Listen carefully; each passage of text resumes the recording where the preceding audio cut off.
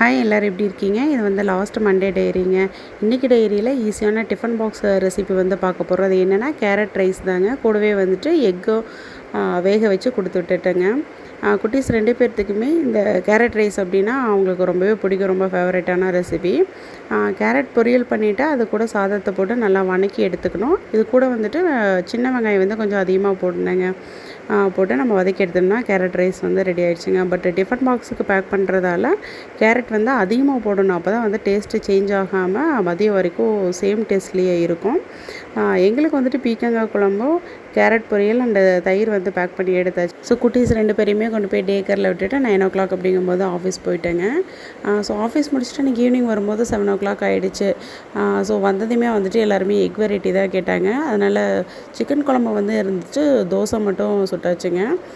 கூடவே வந்து பாப்பா தம்பி 2 பேர்த்துக்கும் ஆம்லெட்டு, எனக்கு வந்துட்டு எக்கு வேக வச்சது, மச்சானுக்கு வந்துட்டு குழம்பு கலக்கி வேணும் அப்படின்னு சொல்லி கேட்டாங்க.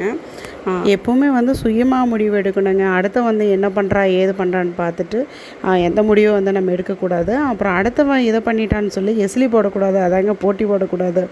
உங்கள் வாழ்க்கையை நீங்கள் வாழுங்க. அடுத்தவங்களோட வாழ்க்கையை கெடுக்காமல் நீங்கள் வாழ்ந்தீங்க அப்படின்னா உங்களோட வாழ்க்கையும் நல்லாயிருக்கும், அவங்களோட வாழ்க்கையும் வந்துட்டு நல்லா இருக்குங்க.